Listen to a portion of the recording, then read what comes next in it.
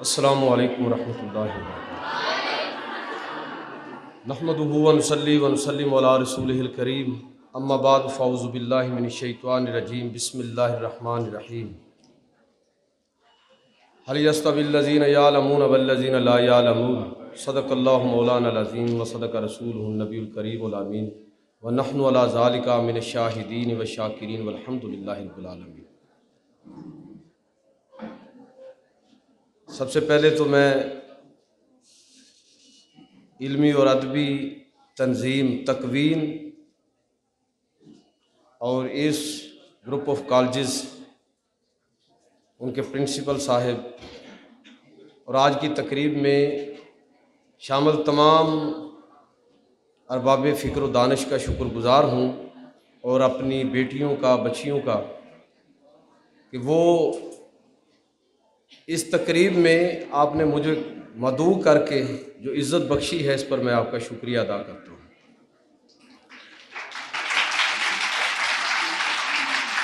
जो मौजू गुफ्तगू के लिए तय हुआ, ये सदारत जो है ना, ये भी बड़ी अजीबोगरीब किस्म का मसला है। अब मुझे अभी मैं किसी बड़ी शख्सियत के बारे में पढ़ रहा था कि वो किसी भी प्रोग्राम में सदारत की जिम्मेदारी कबूल नहीं करते थे। लोगों ने उनसे कहा कि आप लोग आपको सदारत देना चाहते हैं, सदर मजलिस बनाना चाहते हैं, तो आप क्यों ये कबूल नहीं करते? उन्होंने कहा जी मेरे अब्बा जी ने मना किया हुआ। उन्होंने कहा भाई ये कौन सी ऐसी बात है कि आपके अब्बा जी ने मना कर दिया?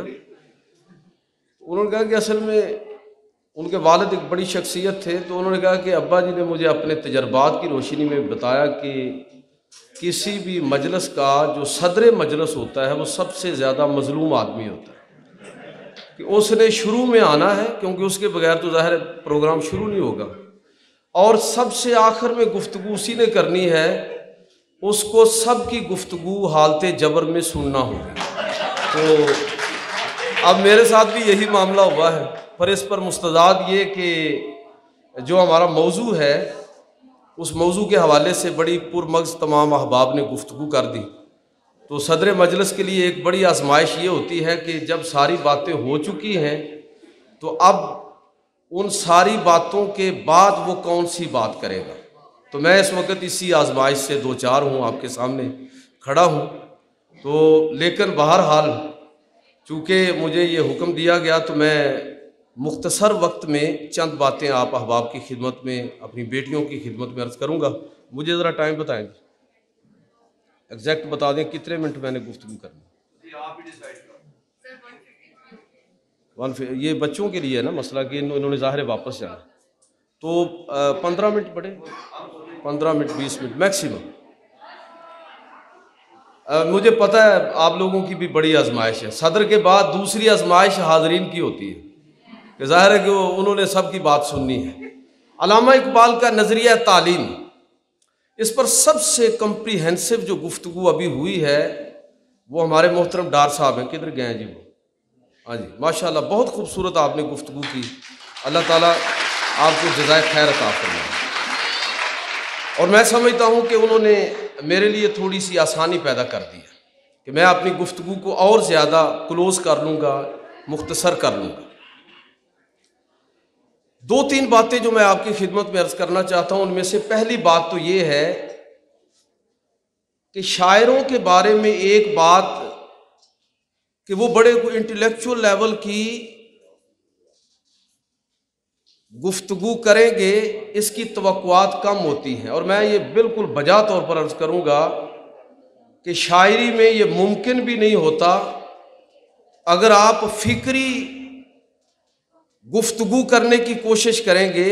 शायर तो ज़्यादा महबूब की जुल्फ़ों की, उसकी कमर की, उसके हुस्न व जमाल की, उसकी आँखों की, बस यही बातें करते हैं हल्के फुल्के अंदाज में।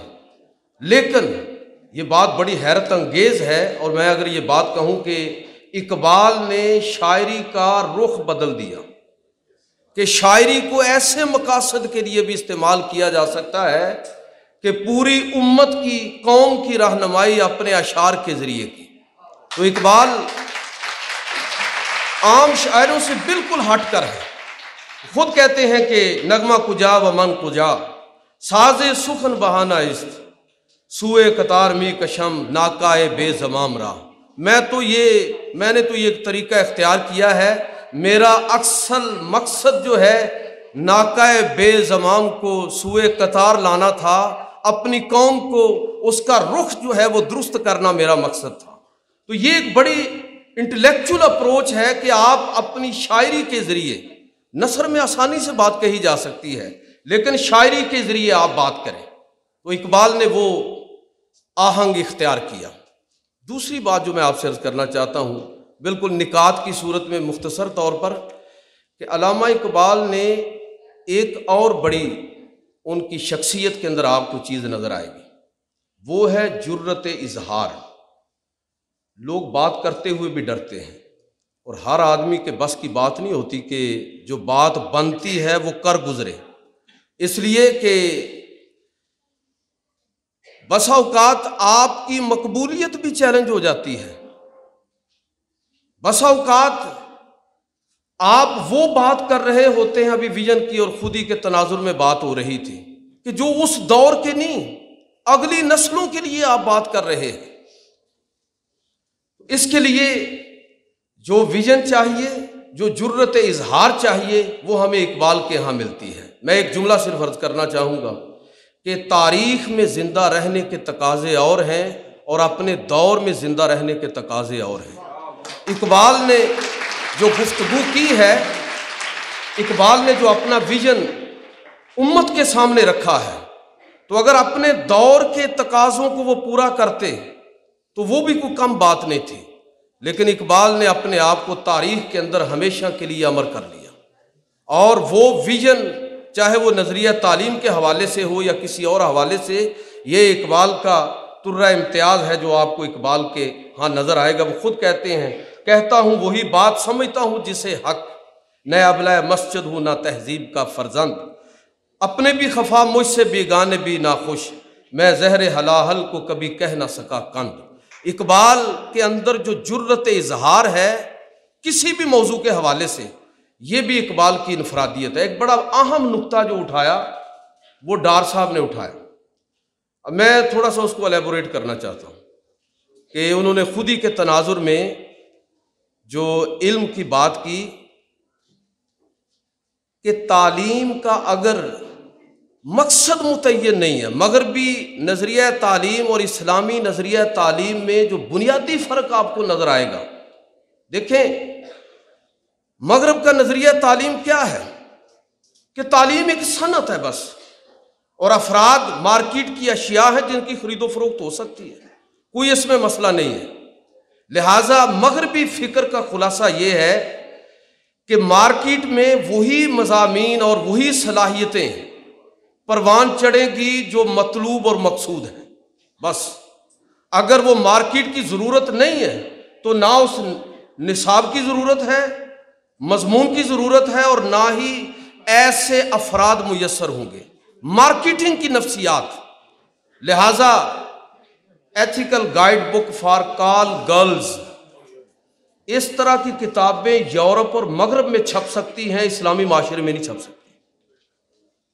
कि आप ज़रा सोचिए ना कि ethical guide book for call girls, इसका तसव्वुर किसी शरीफ माशरे में कैसे किया जा सकता है? तो ये फ़र्क आपको नज़र आएगा। इकबाल को समझने के लिए और इकबाल के नज़रिया तालीम को समझने के लिए ज़रूरी है कि हम इकबाल के फ़िक्री पस मंज़र को भी जानें। इकबाल जो बात करता है कहाँ से लेता है?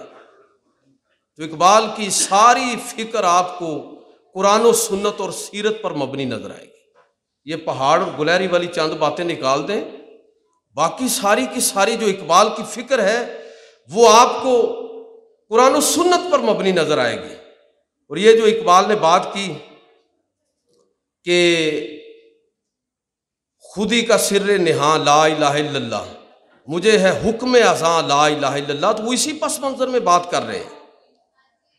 इकबाल के नज़रिया तालीम को समझने के लिए ज़रूरी है कि खुद ही के तसव्वुर को समझें। चूँकि इस पर बात हो गई है इसलिए मैं इसकी तफसील में नहीं जाऊँगा कि फ़र्द की इस्लाह ये मकसूद है اور ایسی اصلاح کہ جس کے نتیجے میں پورے معاشرے کی اصلاح ممکن ہو۔ اقبال کہتے ہیں نا کہ خود ہی ہو علم سے محکم تو غیرت جبریل، اگر ہو عشق سے محکم تو سور اسرافیل۔ یہ اقبال بڑی گہری بات کر گئے کہ آپ کا تصور علم اور تصور تعلیم ہے کیا؟ جب تک آپ قرآن و سنت پر آپ کی نظر نہیں ہوگی، قرآن مجید کو نہیں دیکھیں گے، سنت اور سیرت کو نہیں دیکھیں گے، اقبال کے نظریہ تعلیم کو بھی نہیں سمجھیں گے۔ اچھا آگے بڑھتے ہیں۔ علامہ اقبال کو ایک بڑا زبردست ایج یہ حاصل ہوا کہ انہوں نے مشرق اور مغرب دونوں جگہ پر، مشرق اور مغرب کی جامعات سے فائدہ اٹھایا، دونوں جگہ سے استفادہ کیا۔ اب ان کے پاس صحیح معنوں میں یہ موقع تھا کہ وہ مغربی اور مشرقی نظریہ تعلیم، میں اسلامی نظریہ تعلیم کی بات نہیں کر رہا، میں مغرب اور مشرق کے نظریہ تعلیم کی بات کر رہا ہوں، اس لیے کہ مشرق کا نظریہ تعلیم یہ زوال پذیر ہوا ہے، اسلام کا نظریہ تعلیم زوال پذیر نہیں ہوا، اقبال نے تو اس کا احیاء کیا ہے۔ مشرق کا نظریہ تعلیم، اس کے اثرات آپ دیکھنا چاہتے ہیں تو آپ دیکھیے کہ مجدد الفسانی، شاہ جہاں کا وزیر اعظم صدر جہاں، اور استاد احمد معمار جس نے تاج محل تعمیر کیا، تینوں ایک ہی مدرسے کے پڑھے ہوئے، یہ یہاں کا نظام تعلیم ہے۔ لیکن پھر اس کے بعد کیا ہوا کہ اقبال یہاں کے نظام تعلیم پر بھی تنقید کرتے ہیں، مغرب کے نظام تعلیم پر بھی تنقید کرتے ہیں۔ پڑھ لیے میں نے علوم شرق و غرب، روح میں باقی ہے اب تک درد و کرب۔ یہ جس درد اور کرب سے اقبال جو ہے دو چار ہوئے، اس کا سبب اور وجہ کیا ہے؟ اس کا سبب اور وجہ یہ ہے کہ اقبال کو کسی بھی جگہ پر تسکین نہیں ملی، اس لیے کہ مشرق کا نظام تعلیم، مشرق کا نظام تعلیم اجتہاد سے آ رہی ہے، اور مغرب کا نظام تعلیم روح کی تسکین سے آ رہی ہے۔ دونوں کا مسئلہ ہے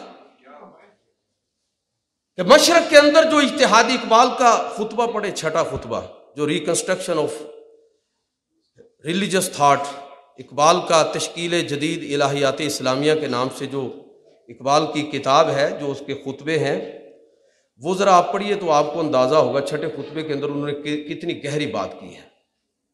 تو یہ اقبال مشرق اور مغرب کے نظام تعلیم دونوں پر تنقید کرتے ہیں۔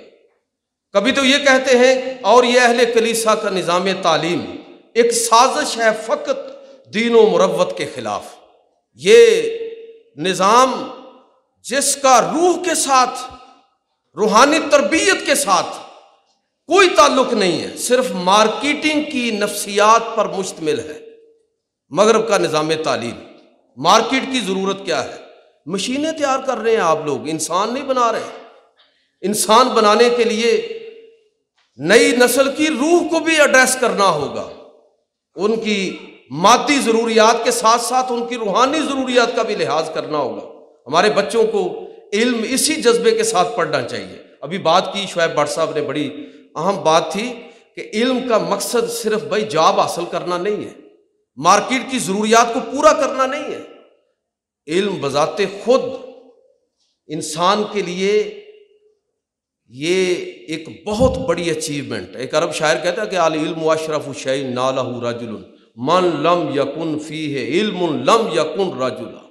علم وہ سب سے اعلیٰ چیز ہے جو انسان دنیا کے اندر حاصل کرتا ہے۔ اگر بندے میں علم نہیں ہے تو وہ انسان ہی نہیں، وہ بندہ ہی نہیں ہے۔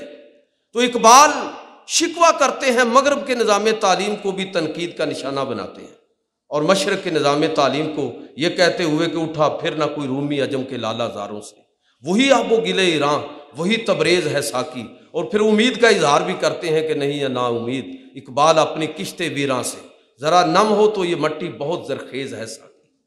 تو اقبال، جب ہم اقبال کے نظریہ تعلیم پر نظر ڈالتے ہیں تو انہوں نے بیک وقت ساری چیزوں کو مخاطب بنایا ہے۔ وہ ادارے کی بات بھی کرتے ہیں، ابھی مجھ سے پہلے شیخ مکتب کا ذکر ہوا، शेख मकतब को भी मुखातब करते हैं, उस्ताद को भी मुखातब करते हैं, तालिब इल्म को भी मुखातब करते हैं, पूरे निज़ाम और इंफ्रास्ट्रक्चर की बात करते हैं। अल्लामा इकबाल इन सब की इस्लाह के दाई हैं। इकबाल के नज़दीक जो चीज़ें मजमूई इंसानी रवैयों की तश्कील में बुनियादी किरदार अदा करती हैं, दो चीज़ें हैं। मशरक़ और मगरब के मुफक्किरीन के नुक्ता नज़र को पढ़ें तो दो चीज़ें सारे इस पर मुत्तफ़िक हैं कि नस्ल नौ के रवैयों की तश्कील कैसे होगी।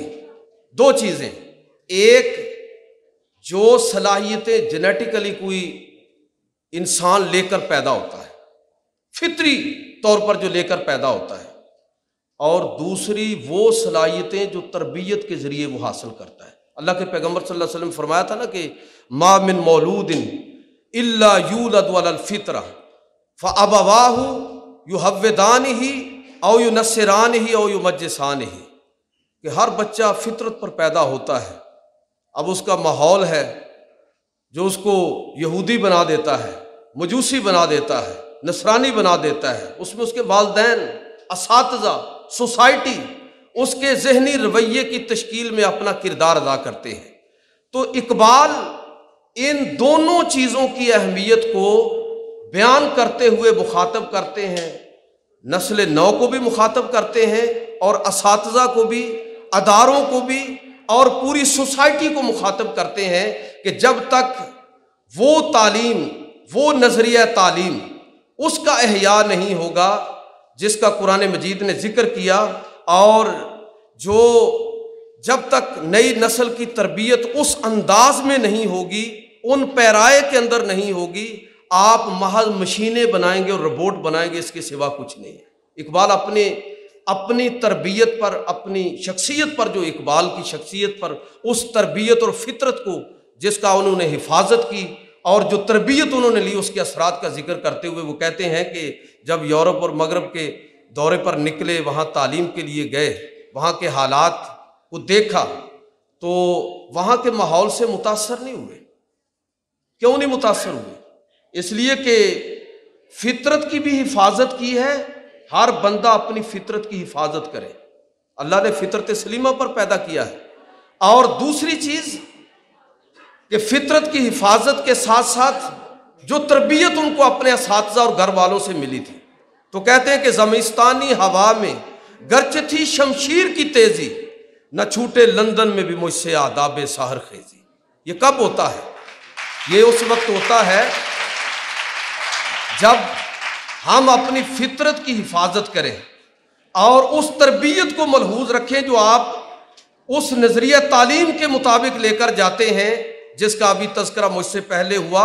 फिर आप ये कह सकते हैं इकबाल की तरह कि खीरा न कर सकी मुझे जलवा दानिश फरंग, खीरा न कर सकी मुझे जलवा दानिश फरंग, सुरमा है मेरी आंख का खाके मदीना और नज। जब इंसान इस अंदाज में वो तरबियत हम अपनी नई नस्ल को देंगे, अपने बच्चों को देंगे, तो फिर असल में वो जौहर उसकी हिफाजत होती है। आखिरी बात करके ख़त्म करता हूँ कि अल्लामा इकबाल का जो नज़रिया तालीम है, इकबाल ने जो बात की है, उसका हल क्या उसने बताया? तो इकबाल उसका हल यही बताते हैं कि तुम्हें फिर मैं हिजाजी और खुम हिजाजी ही इस्तेमाल करना होगा। तुम्हें एक दफ़ा फिर सबक फिर पढ़ सदाकत का, शुजाअत का, अदालत का, लिया जाएगा काम तो इससे दुनिया की इमामत का। ये सबक आप कहाँ से पढ़ेंगे? ये चीज़ आप कहाँ से लेंगे? याद रखिए कि इस चीज़ का सबसे, इस फिक्र का सबसे बड़ा मकसद जो है वो अल्लाह की किताब कुरान मजीद फुरकान हमीद है। इसलिए इकबाल ने कहा था, गर तुम ही खाही मुसलमान जीस्तन नेस्त मुमकिन बजुज कुरान जीस्तन। कुरान को छोड़कर तुम अच्छे मुसलमान नहीं बन सकते, सीरत को नज़रअंदाज करके तुम अच्छे मुसलमान नहीं बन सकते। तो मेरे भाइयों, मेरी बेटियों, मेरे दोस्तों, मुअज़्ज़ज़ असातिज़ा किराम, लाज़म है कि इकबाल के नज़रिया तालीम को और इल्म के हवाले से जो इकबाल ने अपनी फ़िक्र पेश की है, تو اس کا احیاء بڑا ضروری ہے۔ میں خراج تحسین پیش کرتا ہوں کالج اعضا کے پرنسپل صاحب اور اویس کرنی اور ان کی پوری ٹیم کو کہ انہوں نے ایک بڑے علمی اور فکری موضوع پر اس گفتگو کا انعقاد کیا ہے۔ میں آپ سب کا شکر گزار ہوں، آپ نے مجھے عزت بخشی۔